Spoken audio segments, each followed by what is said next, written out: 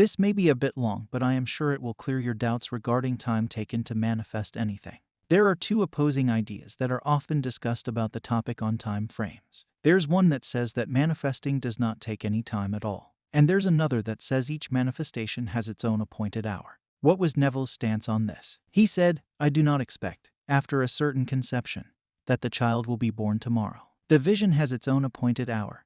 It ripens. It will flower. If it be long, then wait. It is sure and will not be late. Everything comes on time.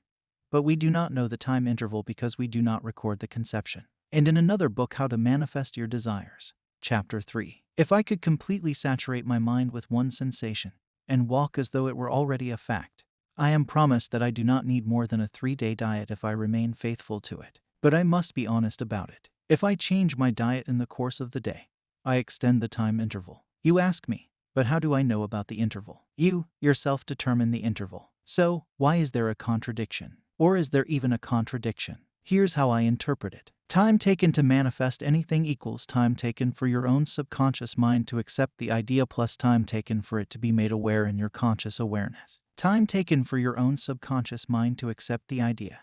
This is the step that most people have trouble with.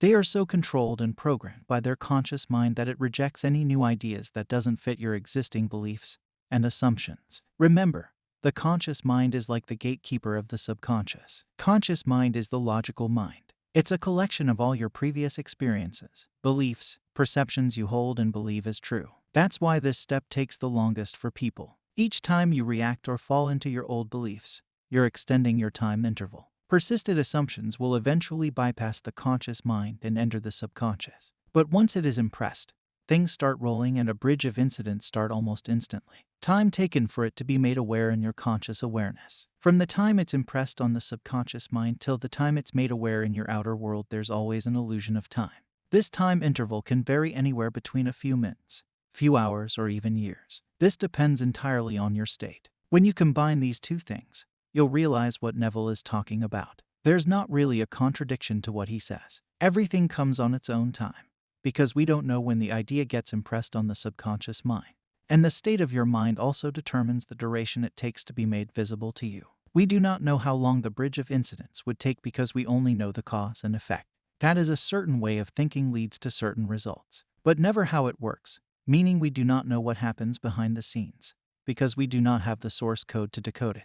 The only thing we know for sure is that if our state of mind is closer to our desired state, the time it takes is always the shortest possible time. To understand the bridge of incidents a little better, it's sort of like Google Maps. Let's say you want to go to your desired location B. First, the maps tries to locate where you are. Let's call this location A. Based on this, it calculates the shortest possible distance from it to B based on a numerous number of factors which we do not know. But we do know that it would take the shortest possible time. Now, once we start traveling, let's say, midway, you change your mind and take a diversion.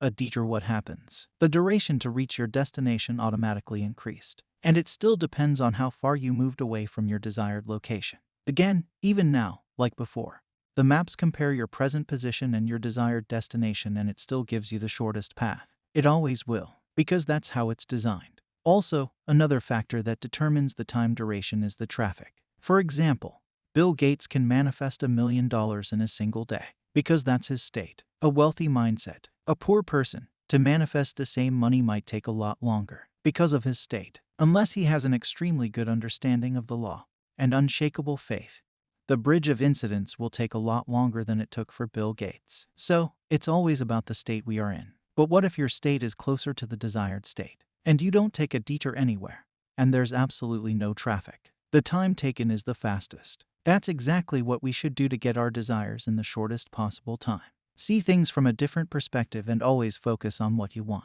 This way of thinking will put you in a state of mind that's closer to what you want.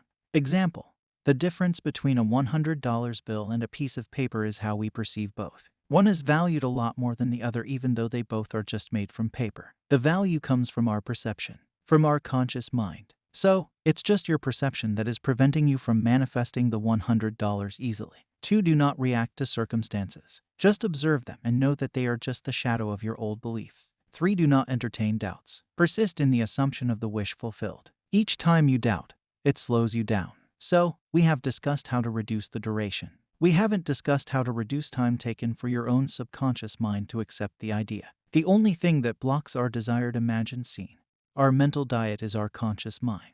How to bypass this? That's where SATs comes to your rescue. The state akin to sleep, the sleepy, drowsy state, puts the conscious mind to rest. Any thought, feeling, any imagined scene during this time interval gets impressed easily on the subconscious mind. That's why Neville and a lot of other teachers keep suggesting this time. That's how we reduce. I hope this post helped you understand time frames. This is just my interpretation and understanding of it, based on reading different books and from my own experience. I've seen some unbelievable things happen in a matter of hours. And I've also seen simple things taking a month to manifest. I've also tried manifesting in a desired time frame. And honestly, sometimes it worked, sometimes it didn't. So, can you really manifest something in a time interval? Theoretically, yes. But, again, it always depends on us. In simple words, if your desires feel normal or boring, or as Neville said, when it feels natural to you, you get it the fastest. Subscribe if you liked this video.